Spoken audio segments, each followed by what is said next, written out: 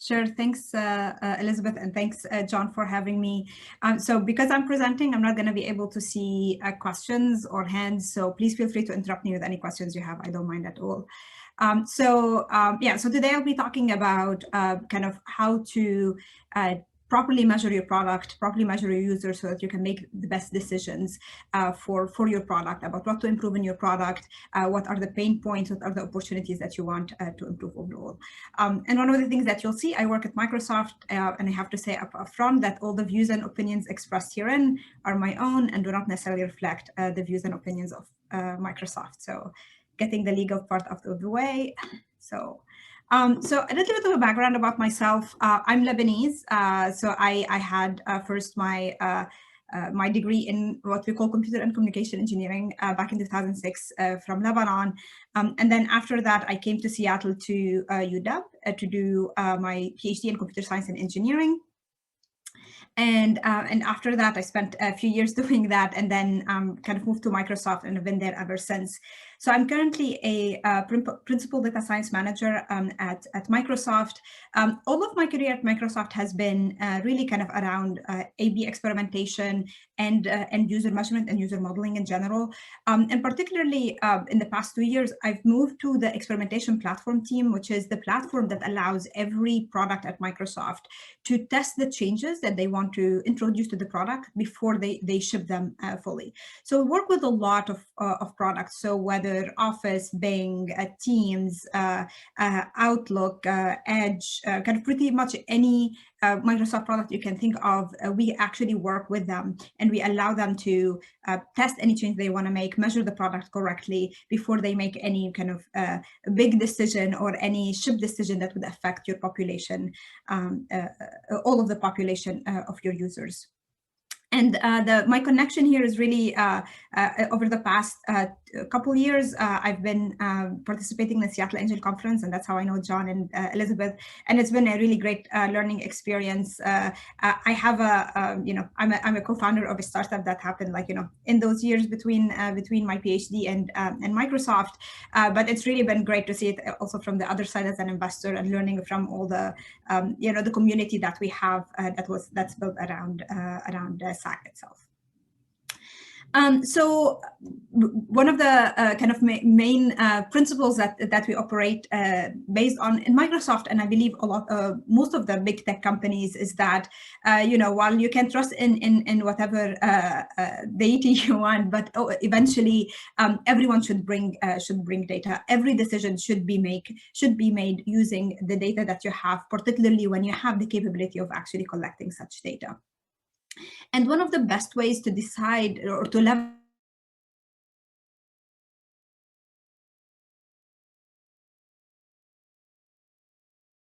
the more you understand your user, and the better you are able to improve your product and make changes to your product to maximize your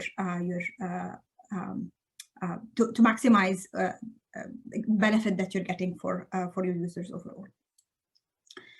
Okay, so let's kind of just look at an example. One kind of disclaimer at the beginning: a lot of the stuff that I'll be showing are based on a search engine, which is Bing, because I've been at Microsoft. But really, a lot of the examples that you see are really extendable to any product, pretty much, whether it is web-based or not. So let's look at this kind of example. Let's say I'm a search engine and I have a user coming and they're searching for a book. So, for example, we're showing here Art of War. So, in the option A, kind of that's really what you're thinking about showing your user. They search for the book, and then you give them all of this information on what we call the right trail. So you have the information, you have a link to the Wikipedia page, and then typically for a book, you want to show also possibly some intent around reading that book. So you're also showing the user where they can actually read that book overall. With the other option, option B, is actually you decide that maybe the user is more interested in directly reading about the book. So what the option would do in this case, instead of having that read the book information more on the right trail and lower, you'd actually have it directly what we call in the main line, where the user can directly see that information and decide on how they want to read the book. So really, you're trying to decide which option is better for the user, option A or option B. And for that, you really want to look at your user intent. because the user is actually going to land on your page and they're trying to determine what is, you're trying to determine what's the best intent that you want to deliver or service with that, with the information that you put on the page.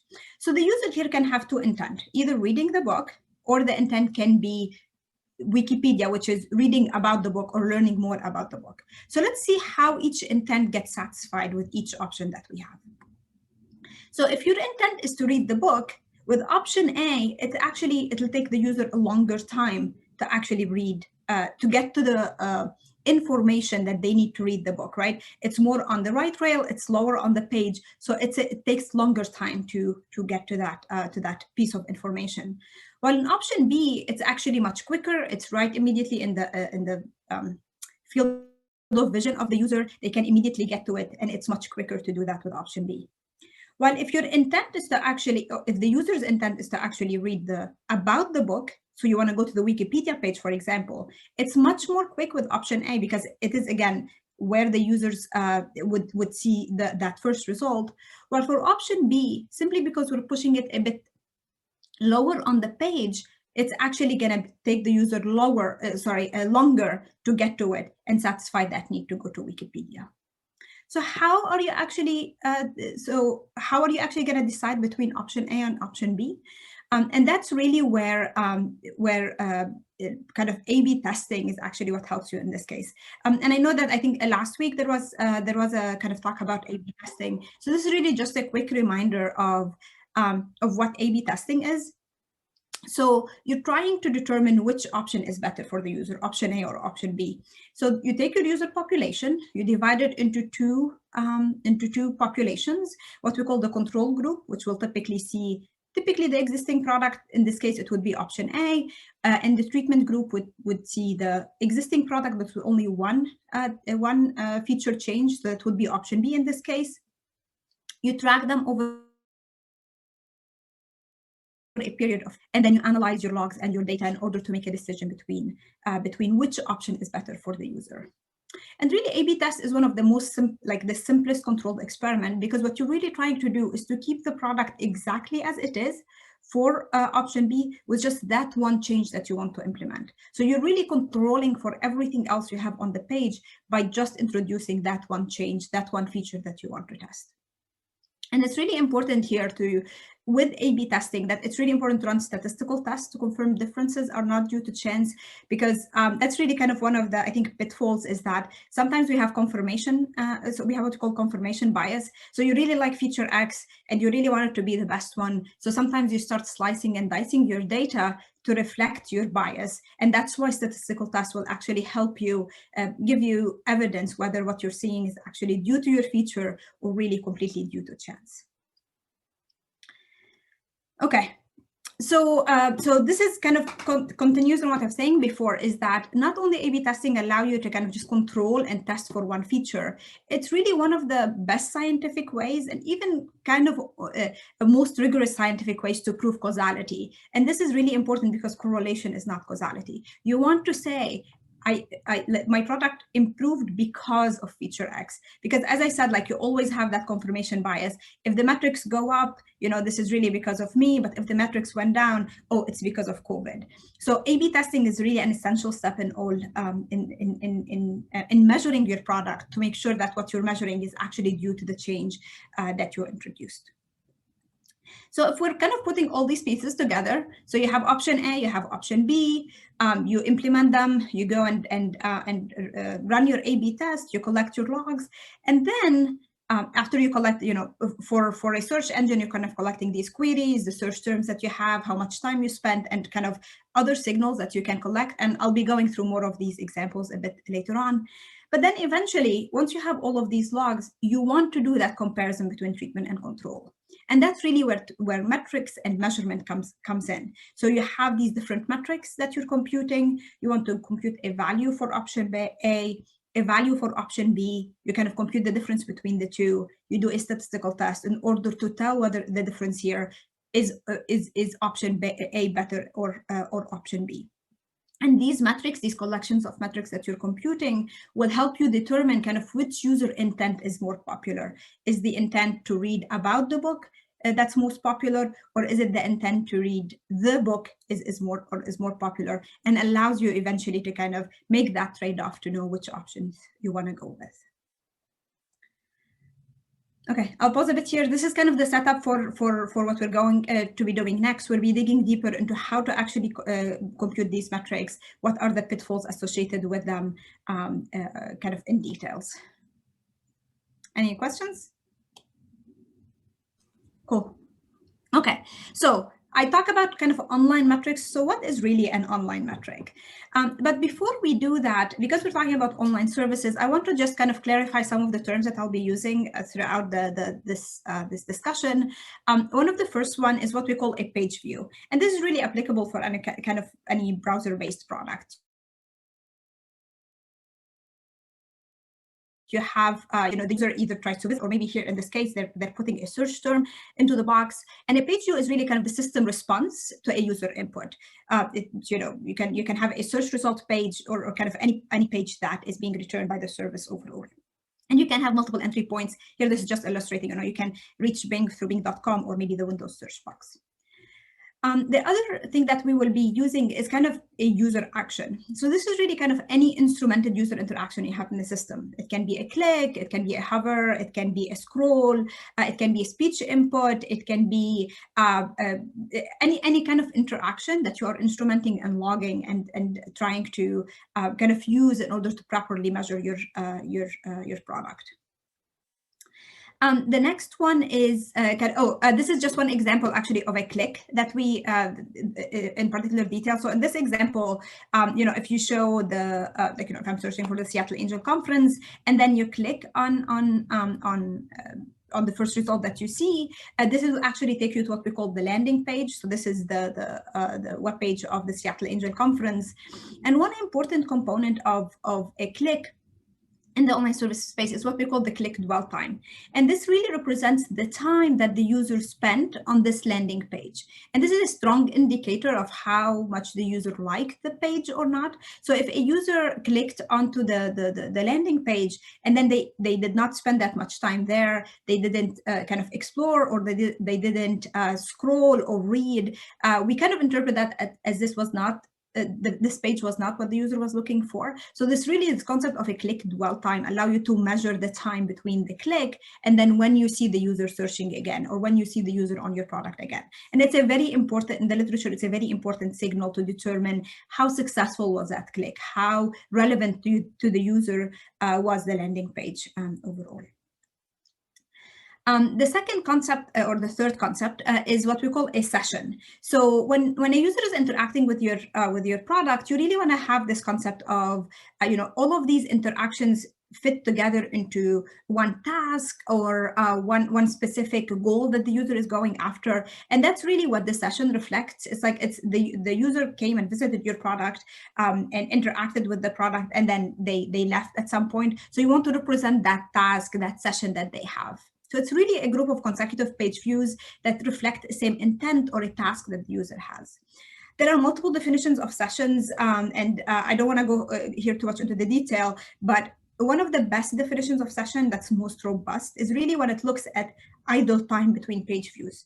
And the reason why we do that, instead of saying, oh, how long the users, so instead of looking at the length of the session, we look at length between sessions, because what that really represents is that at some point the user had a search intent, they came, searched for a few things, and then they were done. The fact that they did not come back for a period of time reflects that the user searched for what they wanted and they were done with that task. So the longer the separation is between those different visits, the more it tells us that these were all one contained task, and these are another contained task. So this actually, like in the literature, this is one of the most robust ways of defining sessions, instead of relying on a browser session or how long was the tab open in the browser or anything like that.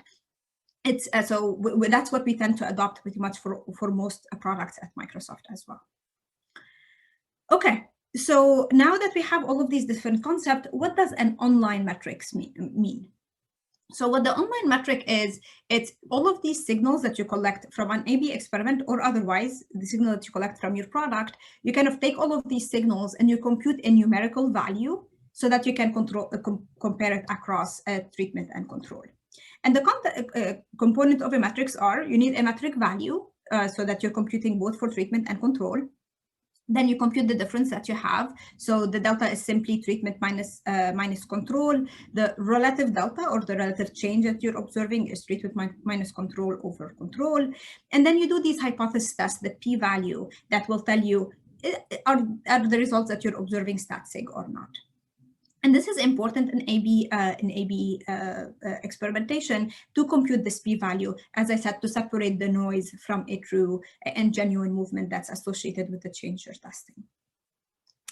And in general, when we talk about online metrics, there are typically like possibly thousands of hundreds of online metrics that are generated. And I'll be going into details into the type of these metrics, but each different signal you can think of as kind of generating a metric. You can look at how many the user visits the product, how many clicks they have, how many searches they have, how much time they spent on the page. Did they have any speech input? So all of these different interactions can actually map to different metrics that you are computing. Okay, so and what is really here? When I say online, what does online actually mean? The reason why we talk about online and there's on the other hand an offline metric. So if you think about kind of a machine learned model that you're training, you're thinking usually like precision and recall. It's really you're testing on some offline data set. You're not testing on the user directly, or you're not computing your metric on the user directly. So it's really the main difference between offline metrics and online metrics is that offline is not done in situ with the user. You're not looking at the actual user logs as they're interacting with the product. It's more about a data set that you have offline that you are computing your metrics on. And this is just a quick comparison between the two.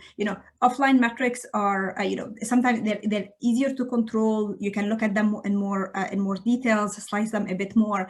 But the main issue with them is that they never capture the whole picture. You possibly cannot measure performance, for example, how quickly your product loads or start up with offline metrics. While with online metrics, because it's all real time, because it's the actual user, you're able to capture all of those.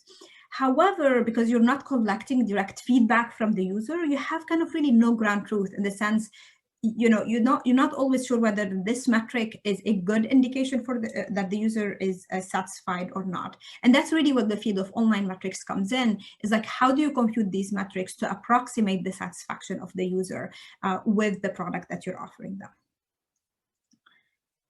Any questions? I was going to ask you about what exactly no ground truth was, but you explained it a little bit more detail there, so thanks. Cool. I have a question, if I may. Sure. How do you think about external factors? Like, say that you want to test something on the syrup, you want to try those two different approaches. There could be external factors such as media about the book, or weekends versus weekdays, or all sorts of things. Like, how do you manage that? And if you're going to address that later in the presentation, that'd be fine. Yeah, no, actually, so I'm not going to talk directly about that, but I'll address this. So this is why A/B experiments are called randomized controlled experiments. So the fact that you are running your A/B experiment, like you're collecting treatment and control at the same time, so in the same time period, any external factor that's due to seasonality is kind of captures in that. It will affect both your control users and your treatment users equally, right? So if there's some media coverage, both like a user who's in treatment and a user who's in control is exposed to those at the same time overall. So that's why A/B experiments are good for seasonal factors, because you're running your experiment, like you're testing the change at the same time. So anything that affects one will also affect the other. So the change that you will detect eventually cancels out. So all of this noise that's introduced by external factors typically cancels out in an A/B experiment. And that's really the power of A/B experiment. And I actually can give an example about that. So I'll eventually give a link to our blog on MSR at Microsoft. But one of the things we observed with COVID is that if you look at one metric over time, during COVID, we see these metrics drop a lot. And then it was unclear whether is this due to COVID or is this due to some change that we've tested that we're shipping to the product. And actually, when you look at the A/B experiment around that change, you see that the metric change itself is flat. There's really no change at all, and that's because COVID was affecting all users equally. So in an A/B test, you kind of that noise cancels out completely almost. So that's kind of how to address seasonality effects or like media things that come up, like external factors. For weekend and weekdays, we actually, when we run experiments at Microsoft, we actually recommend that you run it for 7 days to take into account both weekend and weekday effects. And we actually look at these differently. So we have segments, or you can look at your metrics sliced by, okay, how was the behavior during a weekday versus a weekend, to kind of make sure that you're capturing all of those equally as well. And the last point I want to mention is that's where also randomized is important. So I said A/B experimentation is randomized controlled experiment. The randomization guarantees that anything that you can't control for is equally spread out between treatment and control. So for example, you might have a different behavior for gender, or like weekdays, for example, by making sure that, you know, you have a, like, you know, the number of, like, let's say the division of between men and women is similar between treatment and control, guarantees that you're comparing kind of equivalent population. So we can't control for gender, but we spread it out between treatment and control, so that it's kind of, that's where the randomization helps, is in spreading out any differences you can't control for. That makes sense. Could you also take an approach where you might optimize for one of those things? So like if people behave differently on the weekend versus weekdays, maybe you want to show a different sort of page on the weekends than you do on the weekdays. Yes, and that's why, like, by just having those segments that you look at, those dimensions that you look at in your experiment, allow you to tell the differences between those two. And, you know, so this is going more into our current like a kind of current offering, but in general, there are even kind of tricks that you can do to detect these automatically in these differences, to try to optimize for different populations as well within an A/B test. Cool, thanks very much. Cool. Any other questions? Cool. Okay, so for the rest of the talk, I will be talking kind of about these design principles around online metrics and kind of the things, the gotchas that you need to kind of watch out for.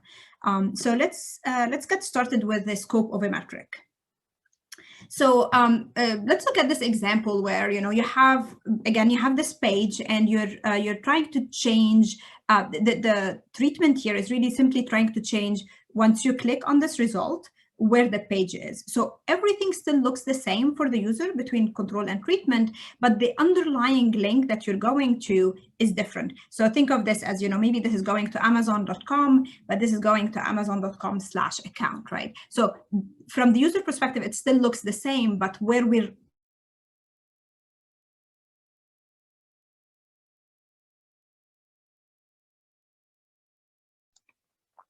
Looks like we've got Wadad frozen for a moment here. So we'll have to ask you to come back to that as soon as she gets reconnected here.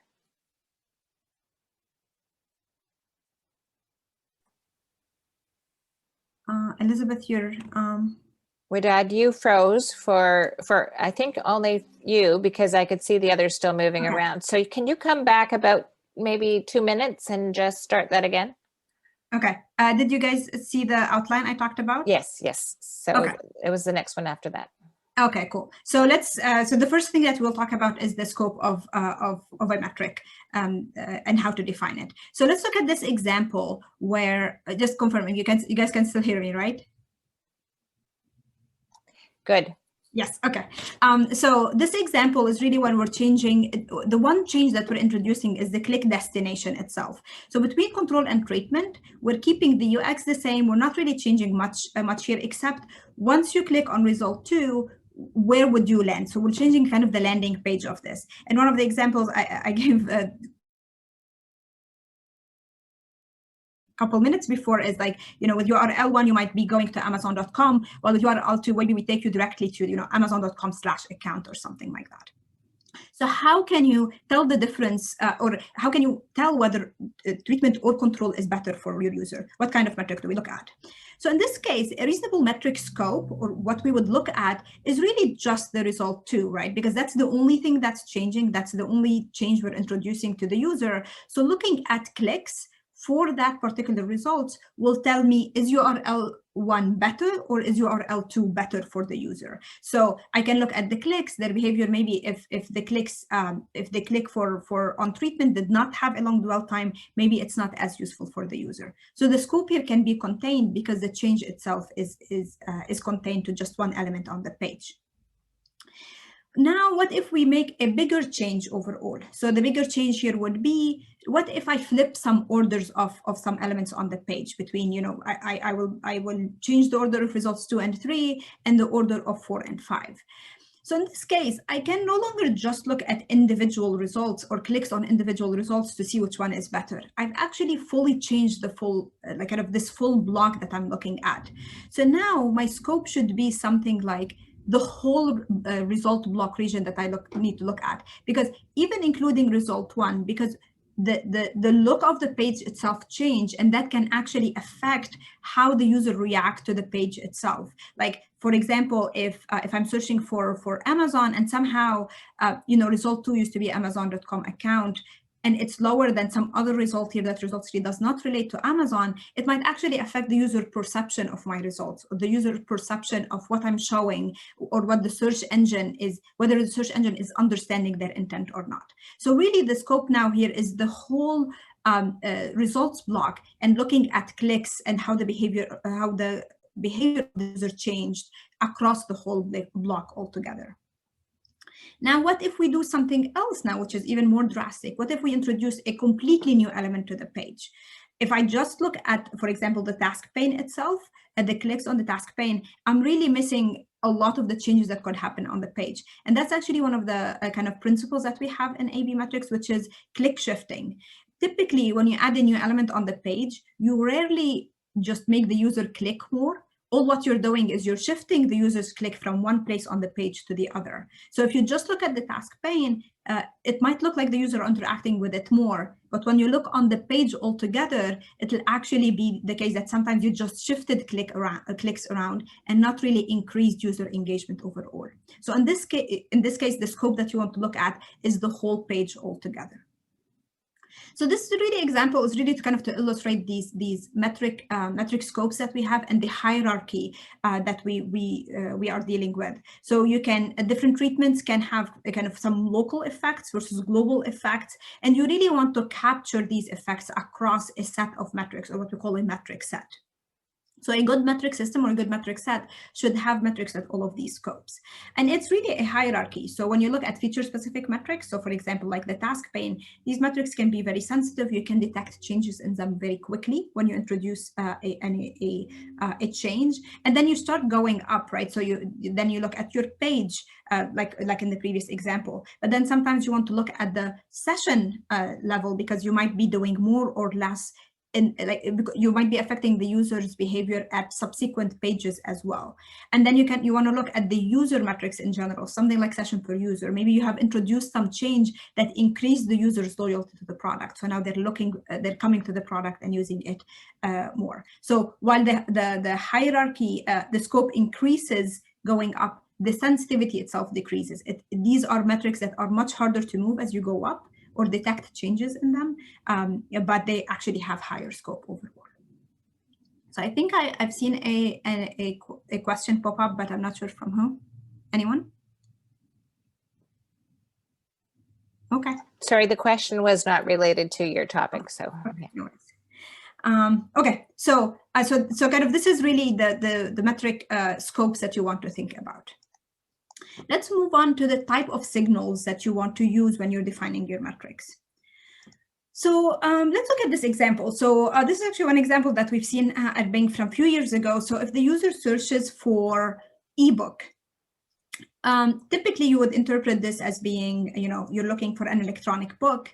But we saw some evidence that actually sometimes the user might be looking for Facebook, but somehow the FAC were actually dropped. So we really wanted to test, is it better to show the user a Facebook link at the top when I search ebook or not? So that's really what the experiment was about, and just kind of a background of why we've done that. So is it good to show facebook.com when the user search for ebook? And the signal here that we want to look at is because, we're changing in the results block, we're changing the URLs in the results block. So we look at clicks in this case. So if the user engages more with facebook.com, we expect that, there's actually a good URL to show for the user. And if they don't, or their clicks on them were not logged well, then maybe that's not actually a good URL to show for the user in this case. So taking this into account, let's look at another change that we can do. So let's say you're searching for weather, and this is kind of what we call the weather answer. So our treatment is introducing this kind of this card up at the top that shows you the weather immediately. And this is something that now has been kind of done by pretty much every search engine out there. So it's a bit older, but it illustrates really how the difference in measurement should be. In this case, we are expecting the user to consume information directly, right? They're not going to click anywhere. They're looking for the weather forecast. We're already showing them what the weather forecast should be. So we're really expecting the user to not click at all on treatment, while on control, they have to go and visit the weather channel. They have to click on it to actually know what the weather forecast is. So how can we tell whether this is better for the user or not?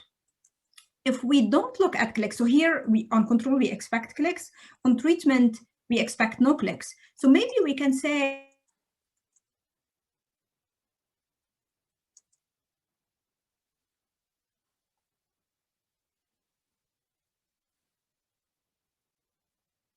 We've got it. Oh, yeah. Wadad, sorry, another glitch there. So go back to, we're not expecting anybody to actually click on the weather. Yes, and sorry about that. I'm not sure why my internet connection is unstable today, even though I'm wired. Okay, so we are not expecting any users to click on this card, right? They will just consume it. While on control, we want them to click on the weather channel link to get what the forecast actually looks like. So to properly compare between control and treatment, on control we expect clicks. On treatment, there are no clicks. So how can we actually tell whether treatment is better for the user or not? So can we create a metric that says, if you don't have any clicks on treatment, then we're actually good, right? Like if we show the weather answer, you get no clicks, then the weather answer is actually satisfied the user intent. And actually, we're not that lucky. Like actually, there's significant problems with that, and that's what we call the unintended consequences. So if our metric was, if the weather answer is on the page, and we have no clicks at all, then the user is satisfied. But then, like, what if we actually showed the wrong location? So in this case, if we show something in Canada where the user is looking for Redmond, they might just completely abandon the page, don't click anywhere, and we're showing the wrong result. So we have no clicks, but this was not good for the user. What if the weather answer or the card never loaded at all? The user kept waiting and waiting and waiting, and the user abandons, and we never see the card that the user was looking for. What if there were errors that just like made it so that the user cannot look at the card at all? And many other issues, right? What if there was no weather intent at all, and we showed the weather card when we really shouldn't have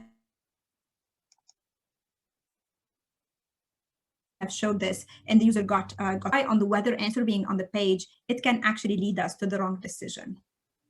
So this is really this concept of endogenous signals versus exogenous signals. Endogenous signals are signals that are just a direct response from the system. Did we show the weather answer or not? This is something that the system, the product, fully controls.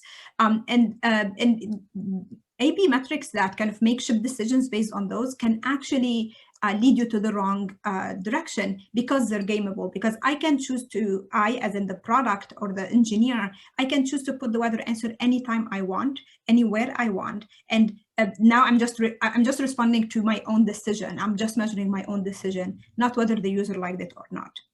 An exogenous signal is a signal that is not a direct response of the system. It's a signal that takes into account a user input, like a click, maybe a search, time that the user spent. Any user-initiated action here would be an exogenous signal.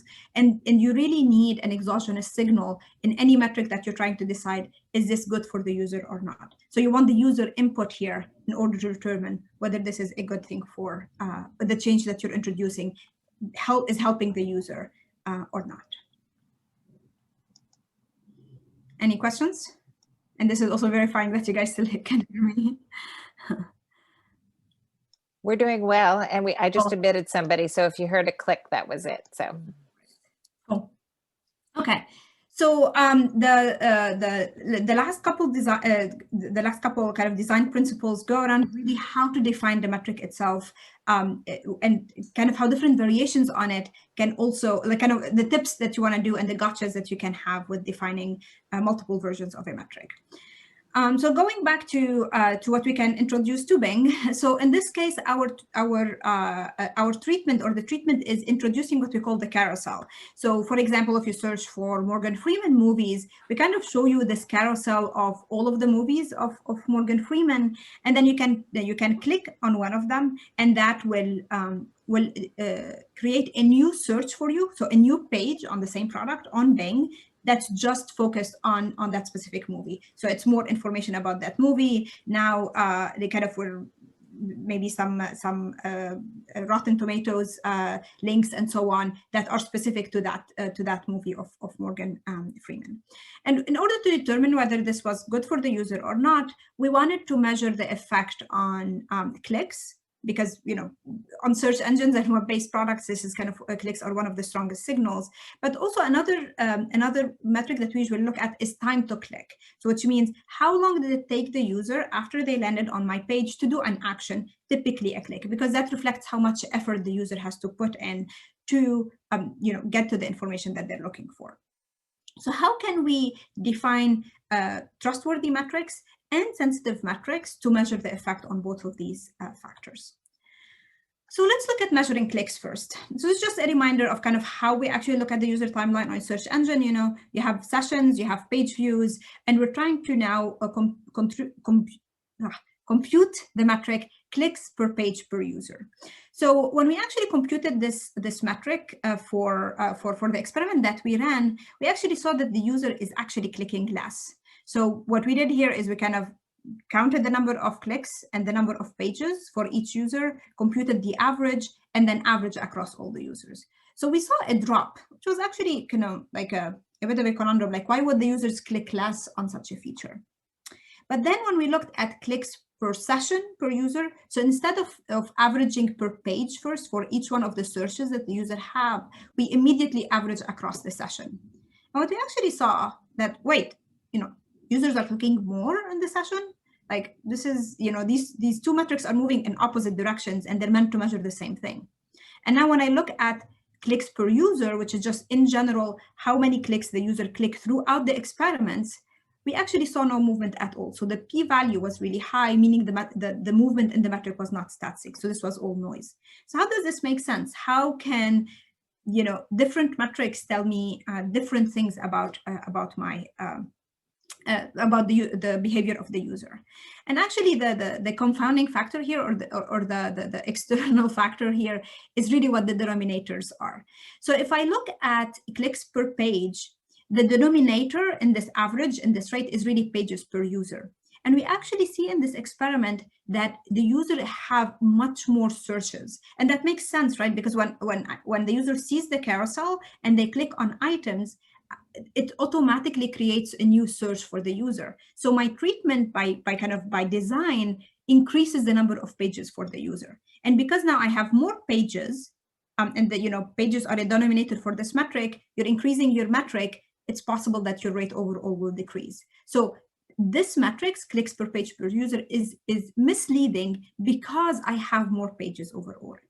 But then when I look at by sessions per user, it's actually not changing on the experiment. There's no detectable effect to it. So the denominator itself is stable, which means now I can trust this metric. So this really goes into, you know, you're increasing your pages. So when you start averaging across these pages, averaging the user's behavior across pages, it's going to be affected by that increase of pages. And that's why it's important for any metric, whether for an A/B experiment or even tracking metrics in general, when you want to compute an average, always expose your denominator as its own metric to make sure that your denominator is not changing, which can make you any interpretation of the rate itself misleading overall.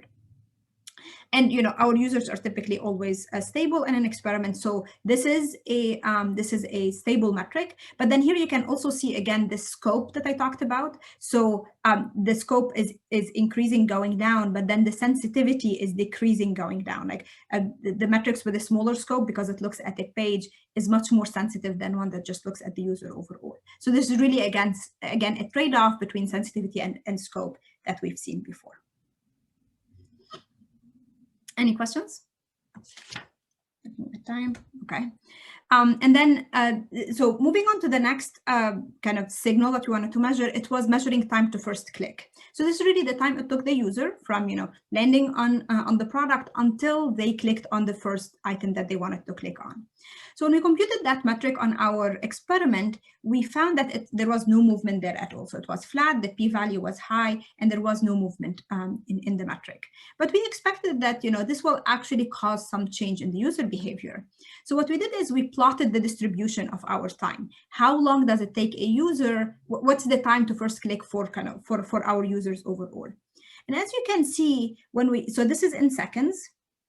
And you can see like most of the pages, like around 80% of the pages, time to first click is less than 1 minute. And then you have this really long tail where it can go up to 600 seconds overall. So very few pages take a really long time. The user takes a really long time to click on them. And there can be a variety of reasons for it. But usually these time-based metrics have what we call this really long tail. And what the long tail does is that if you just look at an average, it just makes the average really insensitive. And that's why we're not detecting any metric here. So one of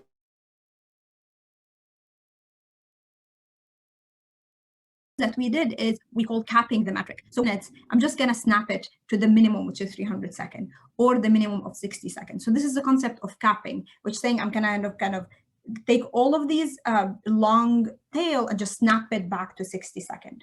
And we can actually see that we increase sensitivity a lot here. Our p-value is getting smaller, which reflects that our sensitivity, the metric sensitivity, is improving a lot. There are also other tips we can apply here. You can do the log function, which also does this kind of snapping of the long tail to smaller values, and that can even increase your sensitivity more. So really kind of when you look at these metrics that have a long tail, or like where the values can be arbitrarily large, you really want to apply some of these techniques, because the plain value itself can be very insensitive. So you can either truncate, so you increase sensitivity, your unit is still unchanged, so it's still in seconds, but it's potentially blind to some effect. So if any changes that are happening beyond the 60-second mark, for example, because you're snapping everything to 60 seconds, you might not detect those. Some functional transforms like log actually increase sensitivity, but then it makes the unit meaningless. It's no longer seconds, and sometimes can be harder to interpret overall. But we recommend having kind of, if you're measuring time, to have all of these metrics, to look at all of these metrics, because they can all tell you, what's actually going on in the experiment, and make sure that you still have sensitive metrics while still detecting, or like getting a full view of what's happening with your metric. Okay, so this is just kind of a quick summary of the principles that we've talked about, more about robustness and sensitivity, the scope of the metric, using exogenous signals. You have to expose your denominator overall, kind of the smaller the scope of the metric, the more sensitive it is, and kind of how to apply these truncations and functional transforms to increase metric sensitivity. Okay, so now that we know kind of these tips and tricks on design metrics, what are the metrics that you want to design for your product to make sure that you kind of have this, measure your product overall holistically, and kind of not have any blind spots when you're measuring your product? Okay, so this is what we call kind of a metric taxonomy. This goes to having a metric set that covers different type of signals that you look at. So first, you can think of system metrics. These are metrics that measure your data quality, your error counts, no results page, maybe bot traffic. So anything that helps you make sure that the data that you're collecting from your product is actually of high quality, and you can make good decision on them. You can look at the performance of your metric, so page load time, your memory usage if you're a client product. So these tell you how quickly the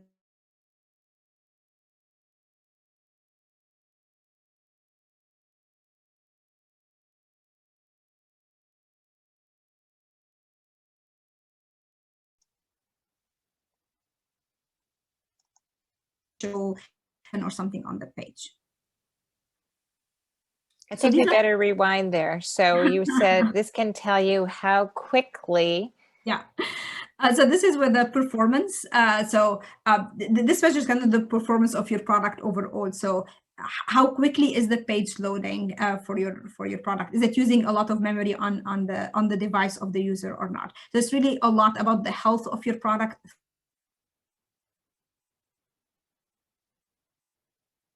Performance perspective. For measures your system responses. So how often do you show your weather card? How often do you show a certain icon? How often do you? So it's really about the system features themselves and how often you show them on your pages in general.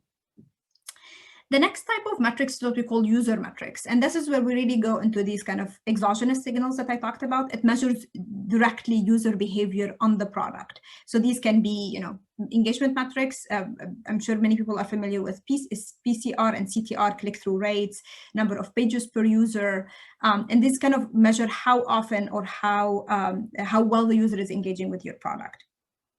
The next one is user satisfaction metrics. And what these metrics all do is they take these engagement signals, so, the clicks, PCR, for example, and say, well, not all clicks are the same. Which ones reflect more user satisfaction? And there's a kind of a rich literature around this, session success rate is some of them.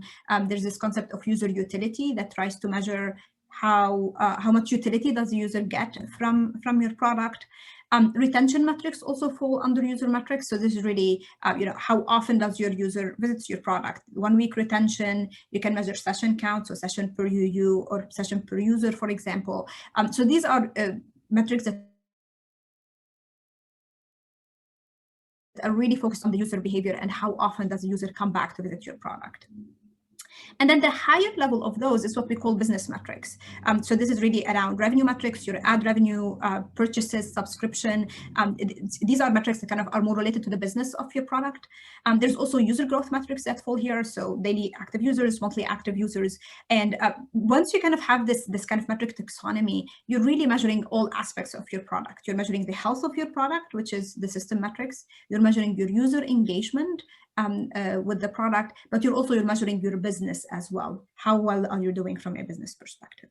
So this is where John's comment comes really useful here. You looked on the SAC website and talked about the clicks beforehand. Overall, we care about people engaging in the content and the end goal of getting them to purchase of the next ticket, event, engagement. This could be for anybody. How can we track the thread of actions from Twitter to article to event description, understanding, yeah, they want to purchase, and then actually doing the ticket purchase? Exactly. And then eventually, so this is really like, are we actually loading the, when they click on ticket, do they actually, get all the things that they're expecting to get? Did they engage with it? Did they purchase? And then how much actually did they reflect on the company's bottom line in this case? Okay. And then maybe the user growth metric, did they become a SAC investor eventually? Yeah. So this is one view of the metric taxonomy that we look at, right? This is really focused on the type of signal that you can have, but typically there are many metric taxonomies that you can kind of look at. So while these ones are kind of more on the type of signal, there's another way you can look at, which is in terms of functionality. What is the purpose of this metric, and kind of these kind of create this this graph that I'll be kind of going through. So when we talk about hypothesis metric, this is really when I talked about an experiment and I'm saying, okay, well, I'm trying to show this treatment. My hypothesis is this treatment or this change will make the user engage more, will make the user happier, will make the user come back to my product. So this is really what we call hypothesis metrics. These are the metrics that you're specifying beforehand that you want to look at and verify that, I actually showed the weather answer. So this is where coverage metrics come in. And actually the user is happier, the user got more satisfaction or more utility out of it, or possibly I increased the retention of my user overall. The next type of metric is what we call diagnostic metrics, and this really allow you to dig deeper and understand why why are you seeing certain movements in your metrics? Why is your product behaving a certain way? So this is where data quality metrics are important. Are there more errors? Am I not showing results? Are there more bots on my product overall that's affecting the results I'm seeing? Are users actually engaging with the product? From a clicks perspective. So these really are the metrics that allow you to kind of break down and understand exactly how what the system did and how the user reacted to that. Then there's the concept of guardrail metrics. Guardrail metrics are metrics that you don't want to make worse. These are not necessarily metrics that you're trying to improve, but you just want to make sure that you don't kind of fall into kind of, you want to show a good feature, but then if it takes a really, really long time to load, that's really not a good thing for your product or your user in general. So these are what we call guardrail metrics. Performance metrics are there.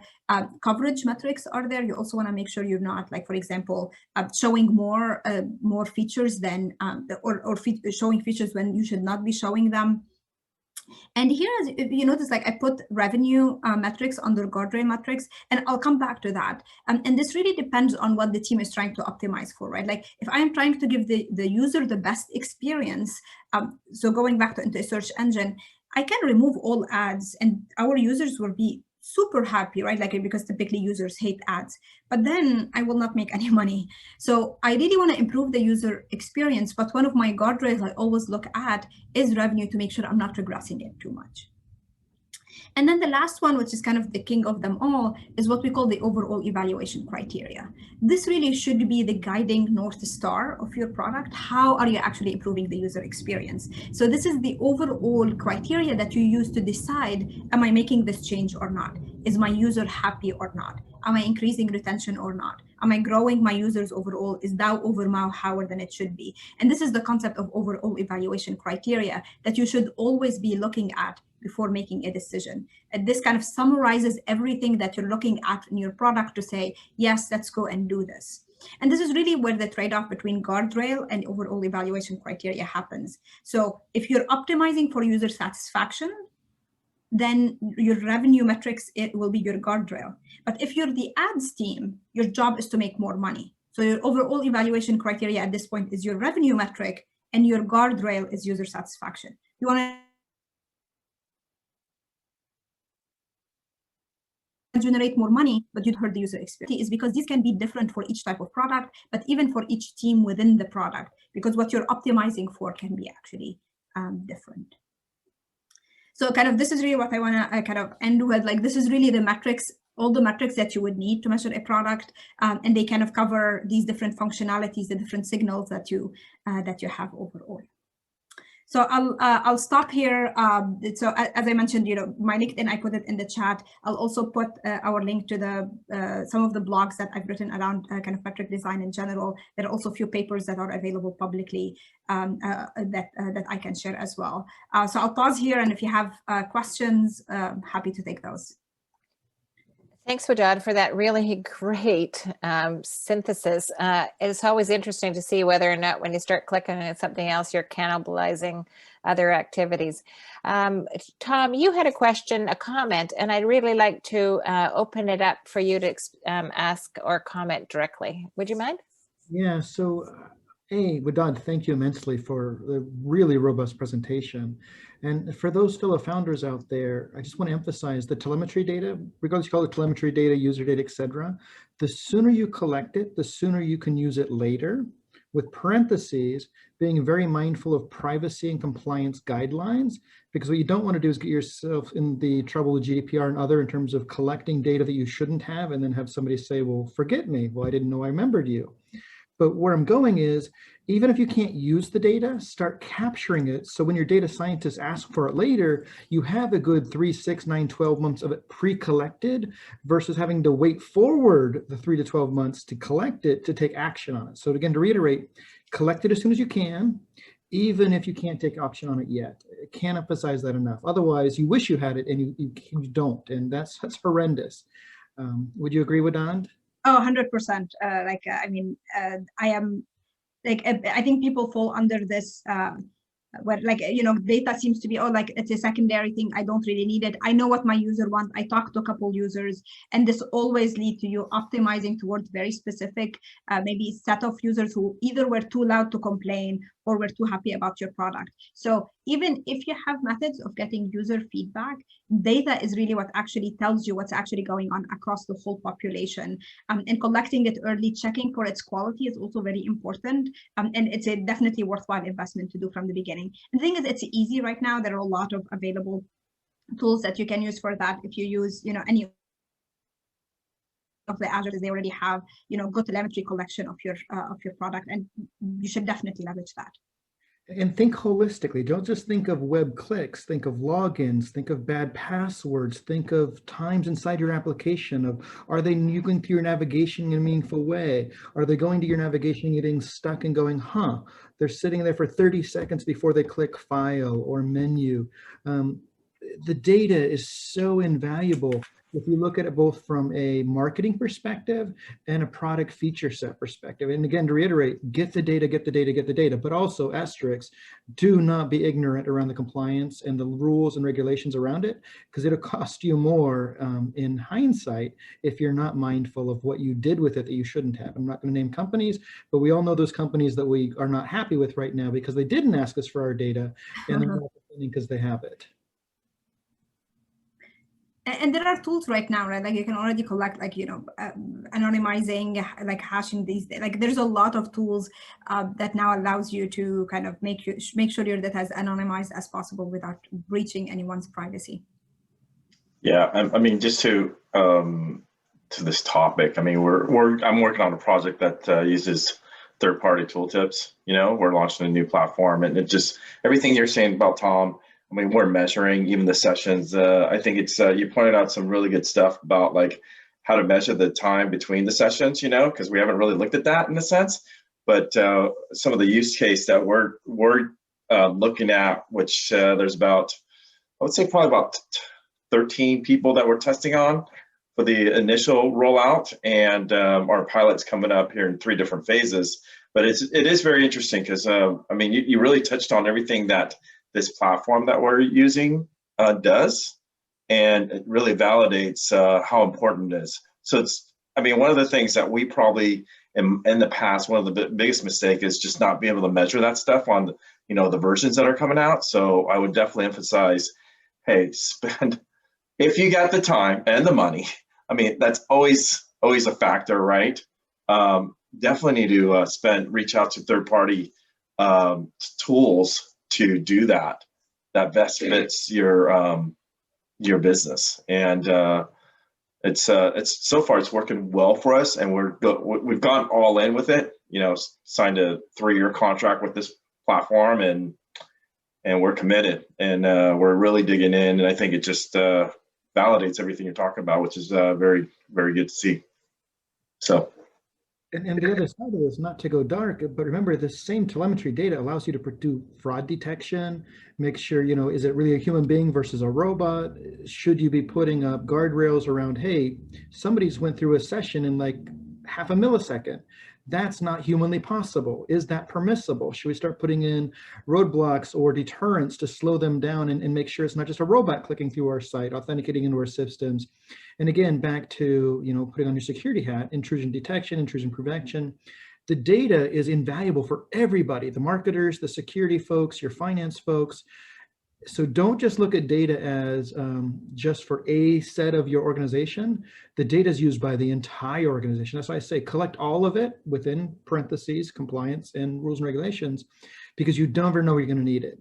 And literally, data is cheap to store right now. Shove it into one of the clouds, deep freeze it, and pay literally pennies on the gigabyte, and then thaw it back out when you need it, because you're going to need it. You just don't know when yet.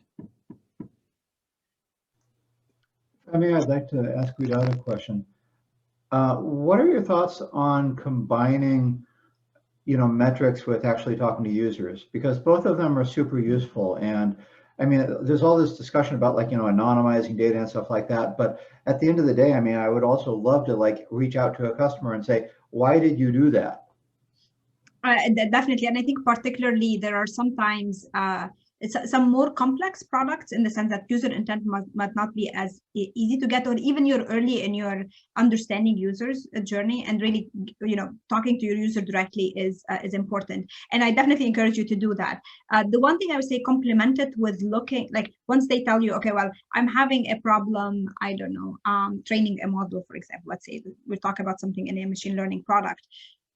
Go back to your logs and see, what is exactly happening? How often does this happen to other users? What are if I know that a specific user faced that issue, take that as your ground truth, saying, okay, that user at some point, like, maybe you can do some user studies and you can say, they told me that they faced a problem here. How does it look like in the logs? Can I generalize this to other users? Can I create a metric out of it? Can I create a rule out of it to tell me the user was dissatisfied there? So definitely, particularly if you have like enterprise users that you can directly engage with, please do, but don't let this be just your only path, because when you scale and you have a lot more users, you're not going to be able to talk to all of them. So leverage those to kind of create that automated metric that you can get from your logs to help you identify whether the user had a good experience or not.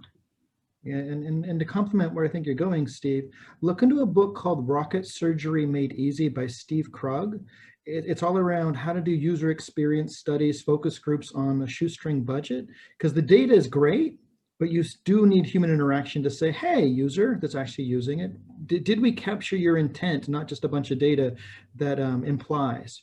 Yeah, you got it exactly, John. Rocket Surgery Made Easy by Steve Krug. Amazing book. It's a little old, but the philosophy is still spot on.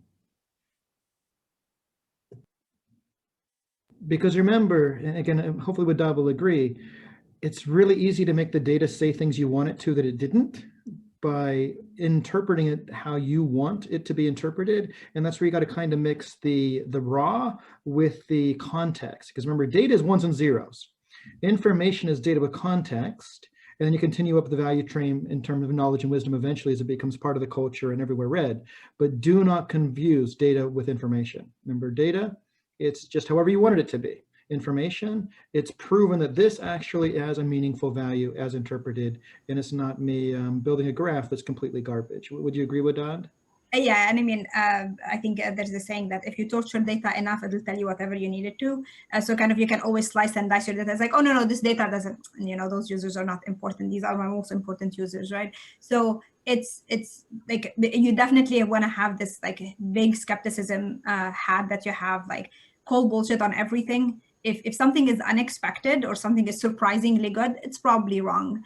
So kind of taking that approach really makes it really, you want to be as skeptical as possible, because confirmation bias is a huge thing. And that's why I always advocate for A/B experiments. And A/B experiments doesn't have to be this really complex process that you do. Like if you have a decent sized population, an A/B experiment as its basis, really, you take a user ID, you're flipping a coin, treatment or control. I'm going to show you either this or that. So it doesn't, like, particularly if you don't have a huge population, like being millions of users, it's very simple at its core and very simple to just compute metrics on top of it as well.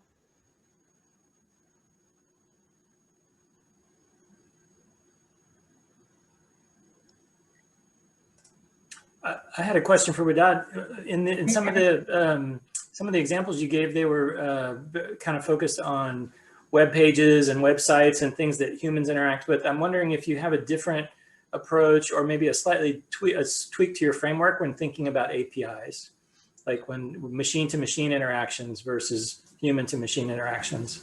Does that merit a different way of thinking about it, or is it just sort of a slight variation on the theme there? I would say it's a slight variation on the theme, because you can really think of your API kind of as a product where you have a response to it, right? Like the input becomes like eventually there's a person at the end of it calling an API, whether you're doing it through a machine or not. So you can actually I don't see that much of a difference in it. The difference there would be what kind of signals that you're looking at. There is definitely no longer there a a type of clicks. But I like if you want to think about a consumer product that's similar to it, is voice assistance, right? It's kind of like you're giving an input and then you're waiting for that response. The type of metrics you think about are different in that case. How long to get a response, how long is the conversation, how long is the back and forth. Like even I think the kind of time to the next input is actually also another important aspect here, because you can think of it as I have a task, or like there's a task that the API is helping me achieve, how long it's taking, and how quickly am I actually getting to that task done. Performance become also another important aspect here, because with measuring the performance of the API itself will be quite relevant. Cool, thanks.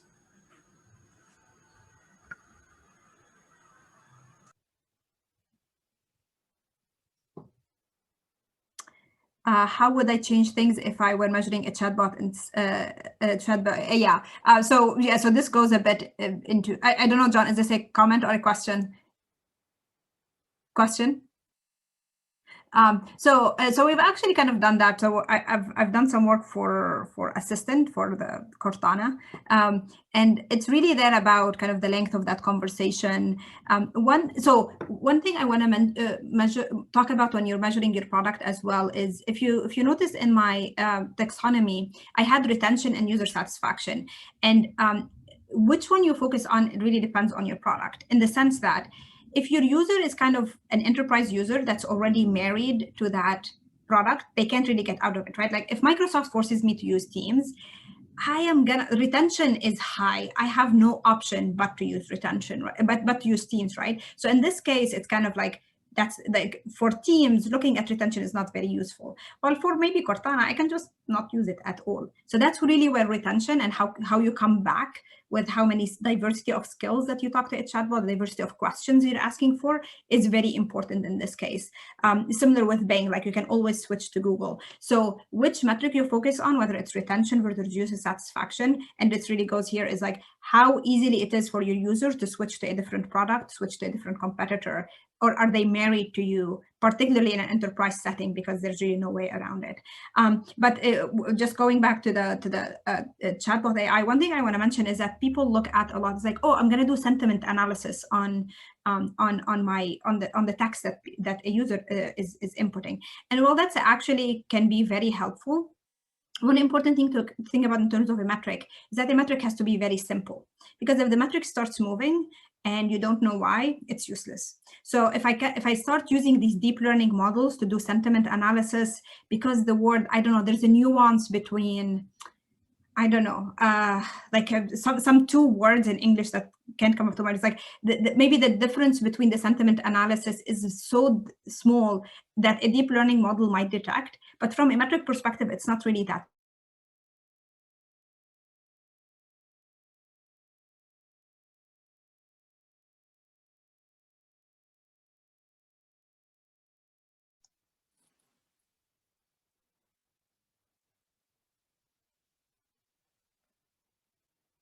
Okay, she paused it from a metric model. So as soon as she joins us, we're going to have to get her. It's appreciated. And so oh, whoa, Dad, rewind from a metric model. Sorry. Okay, so the main message here is that don't rely on deep learning models, on complex models for your metrics, because they can lead you astray and it's really hard to really debug them. So just rely on very simple rules for your metric, because your metric doesn't need to be 100% accurate.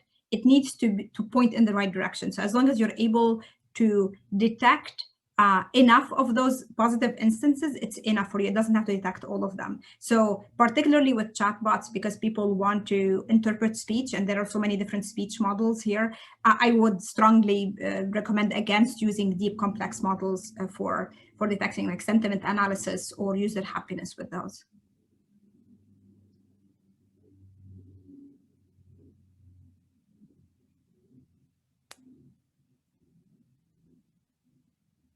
Cool. I will share our MSR blog posts and some of the papers I've mentioned, like that will be relevant from the talk as well.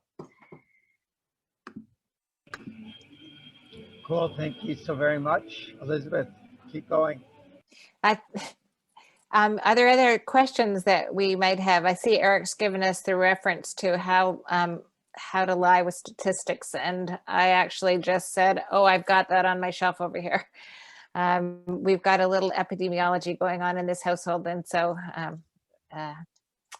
anyways, other comments that people, how are you measuring things in your own companies? So does anyone have an experience? Tom shared a lot about his. Is there any other experience that you're actually having? Stefan, you've got friends with A, and you're trying to probably capture some of the similar kind of information about rental preferences and things like that. Is there a way that you're measuring things that you'd like to share? Yeah, so we're using, we just started doing more of this. We started using Google Optimizely to do some different variations and tracking. Actually had some pretty good recent success just changing the wording on our rent button. So for some reason, the desktop and mobile version got switched up somehow, and we were saying book now on mobile and borrow on desktop. And we noticed we always had a lot more rentals on our mobile and not on desktop. And then we decided to test it on desktop. And yeah, the results were hugely greater for things like book now versus reserve versus borrow. So yeah, we've just been using Google Optimizely and just really tracking some things that way.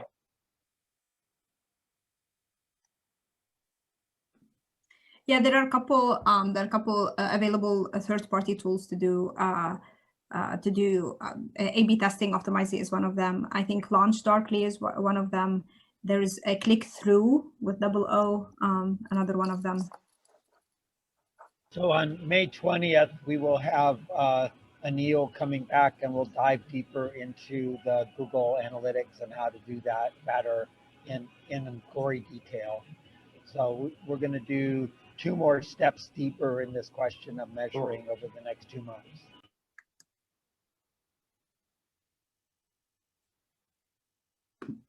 Are there other topics that like around metrics that people would like to learn about? Like one of the other things, like I just touched on retention without kind of digging deeper into this. Is that something that would be useful for the community, or data readiness, for example? So I know Tom was talking about how to make sure to collect your data, but how do you make sure that the quality of your data is high?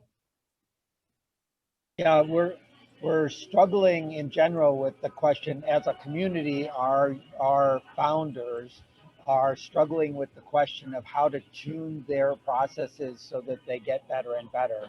And so that's why we're putting time in this, is just to give people the tools to get their metrics, so that when we ask them as investors, how's it going, they can show us. And so building the experiments that show customer validation and customer creation early help us get there, right? If I have 1,000 users and I have metrics that I can draw from that, then that's a win. Yep. And then that switch from doing it by hand to this, it being automated is the journey that we're trying to figure out. And yes, I am currently scheduling June, July, and August, and there's definitely room for diving deeper. And engagement in content and early content strategy is going to be part of the focus for the summer. You know, one thing that would be kind of interesting to hear, especially from people who've looked at a lot of startups and early ventures, is to understand, like, what are some examples of, like, metrics done well by early ventures. And, it can be a little bit challenging because, when I look at some of the examples out there on the internet, people will talk about like optimizing growth. But, at that point, like if somebody's hiring somebody at $100,000 or $150,000 a year to like optimize growth, they're a pretty big company already. They're not early. I mean, in comparison to Microsoft and Amazon, yeah, they're early, but in comparison to something that like, it's 3 or a half a dozen people working on something, that's a totally different ballgame, right? And I'm kind of curious, like for the ventures that come through SAC, what are some examples of like, oh my gosh, that's really smart, you're doing some really interesting work, I love that, versus cases where like, it wasn't like that. I mean, for basically focusing on those early ventures. That would be something that would be really interesting to hear. Yeah, almost all of the companies coming into SAC, and I guess all of the companies I run into, do not do lean customer development. They back their way into the pitchfork over and over again until they figure out where there's a group. And so we're trying to figure out how to get people to stop backing into the pitchfork. And so I don't have good examples, but I will hunt for them. Maybe John Riley is an example of somebody who didn't back into pitchforks. Did you? Oh no, I've definitely backed into my share of pitchforks, especially on the marketing side. So I mean, yeah, and not a good example.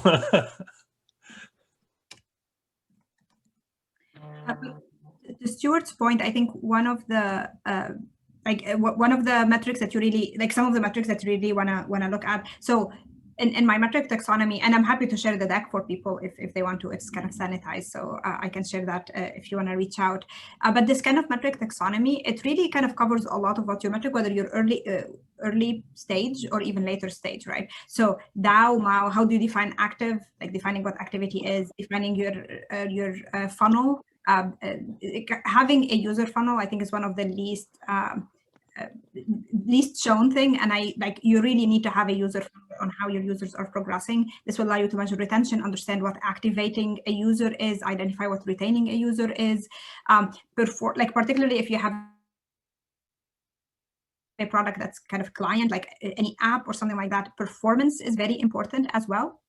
Even kind of these data quality comes like, this is for your own development, but like performance is important, engagement is important. So I would really take some of that metric taxonomy I had there with type of signals, and kind of, they cover many of the early stage as well.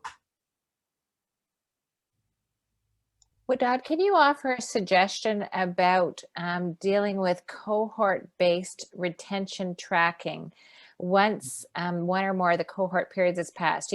Something about timeliness of traction, but as it goes further along, if you could comment about what do you do when the time has passed? Yeah, so this is kind of goes a bit more towards like, how do you identify the cohort that you want to measure? And this takes a step away from A/B metrics, and this is more about tracking over time. Is that accurate, Elizabeth? Like, how do you track your cohorts over time? The way to think about defining cohorts is really kind of that funnel will help you do that, because this way you really know kind of what are how do these different users progress and like their characteristics. So of course, demographic characteristics are important. Another important one for cohorts is entry points. How is their user starting to use your product? How are they landing on your product? Is it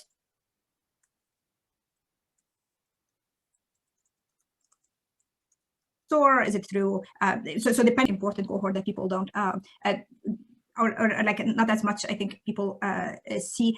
You have other segments. So I said demographics, but also some specific characteristics like iOS versus Android, if you have an app or something like that. So the version, the browser of your product as well. These can be good. Particularly, these will help you identify any issues in your product that you can fix, right? Because sometimes you might optimize for the browser, while for the other browser things you have more errors or something like that. So when you start cohorting by these different versions or browsers, you actually can start seeing more of the issues that you have. So I always go back to pitching A/B testing, but really what happens with A/B testing is that you can try a lot of segments that you have. So these segments are cohorts, and then you can see which segments are actually interesting movements. That's how you start cohorting by them. But really, in order to do that, a lot of it is trial and error. So you try and you see kind of which ones have more interesting movements in them, users in them are different than others.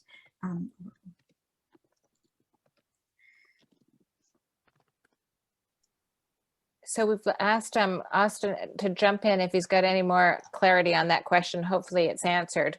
John's question is, how do you track user sub-segments filtered on psychographics? Early adopters versus early normal. So this really, so I think one thing I did not mention is that also cohorting by new users versus your older users, because that's also separate, like your welcome experience is going to be only focused on new users, for example. And that's really how we recommend measuring retention, is looking at new users and tracking them over time so that you can kind of get this clean look of your retention overall. Your early adopters are people possibly that you're able to possibly talk to more versus like, because they are your insider ring, you can actually test on them more and kind of have more, they're more of a bigger proponent of your product, so their behavior will also be different. I'm not sure what psychographics term mean as you walk across the adoption curve. Oh yes. And this is one other step here is so there's a concept called, or like a tool called Sankey diagrams. What these do is they chart the user journey on the product. So what they do is they look at all of your users and they say, okay, well, your user entered the product, 60% of them click here, then they do this, then they do that. 40% of them go directly to this page and do this. So what these user journey diagrams do is really it breaks down completely how a user uses your product and the paths that they take. And this is really important, to John's point, to separate these kind of user behavior or behavior-based cohorts. You have users who immediately go to purchase. You have users who just dilly-dally and just keep searching and searching and searching before they buy something, right? And these journeys, these user paths allow you to identify kind of what type of users do you have. The one thing here, though, is that you want to be clear in how, in order to get these user journeys, you have to identify the major interaction the user has with your product. And that's really where I recommend kind of doing this thought exercise, like, what is the user intent when they land on my product? What are all the possible intents that they could have? Do I have telemetry or instrumentation that capture all of those? And then, these would be your user interaction that you're pathing. Is the user doing this versus that? So it's a bit of a thought exercise where what are the different intents that you think the user will have on your product, and mapping those to logs and telemetry.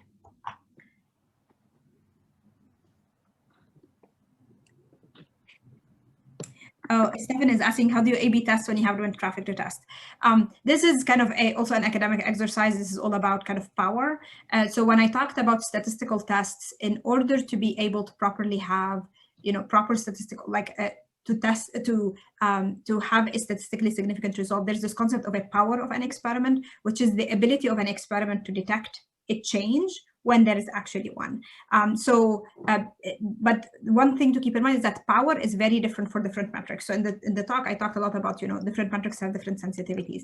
So depending on what to measure, if you want to measure performance, it's possible you can measure the difference in performance with like 2,000 users, right? Like page load time, errors that you're introducing, and so on.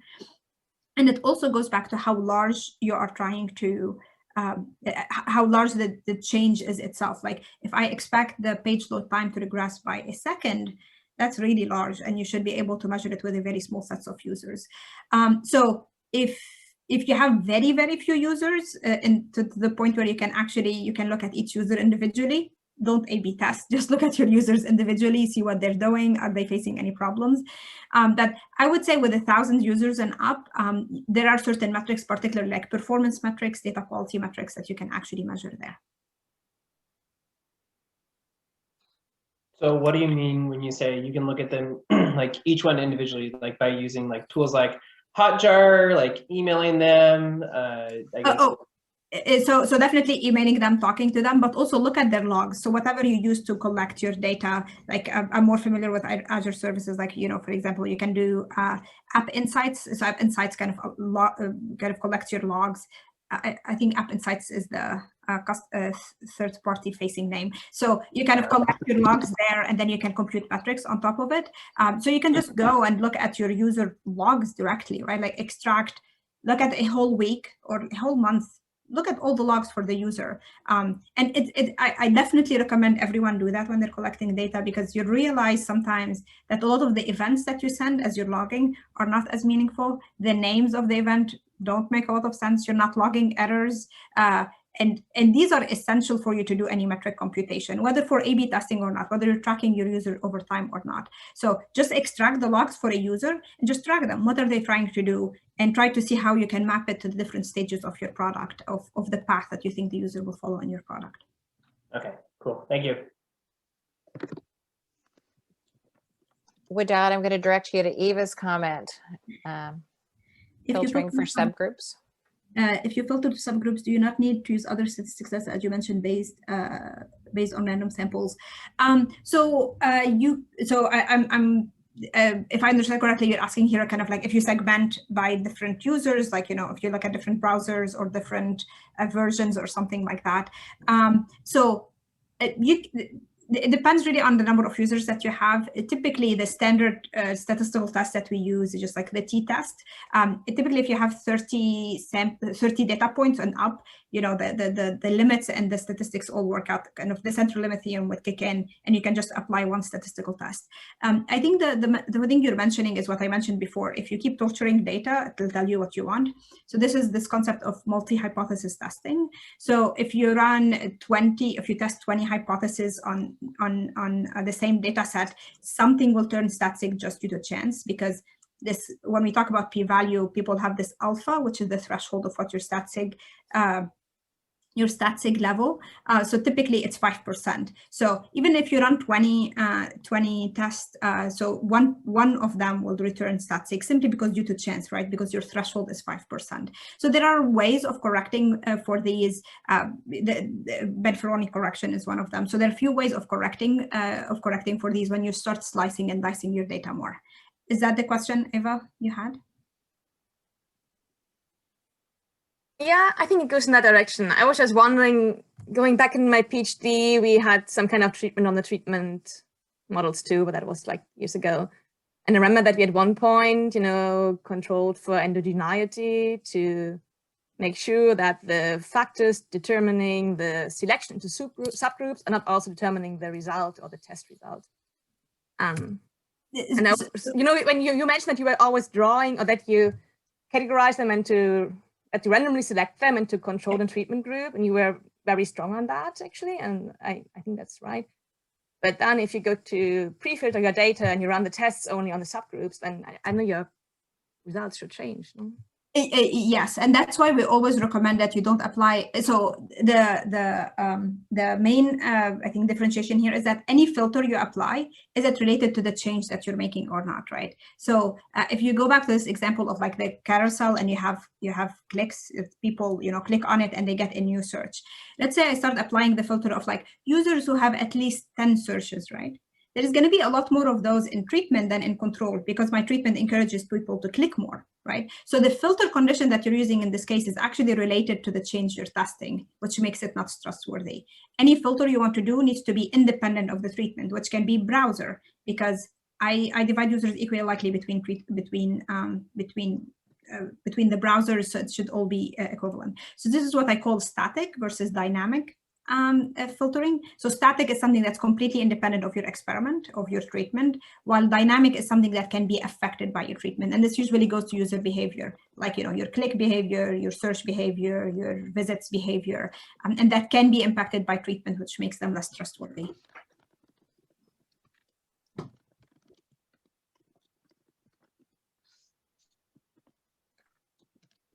I think we've got this great number of questions. I want to be sensitive to your time and to other people's time as we, so if there's any last summary questions that you want to ask Wadad, or make suggestions that she should come back and focus on a specific topic, it's been so interesting. We'd certainly love that.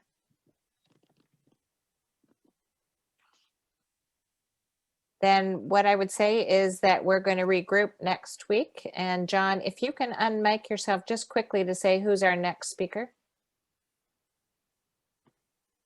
Put you on the spot there.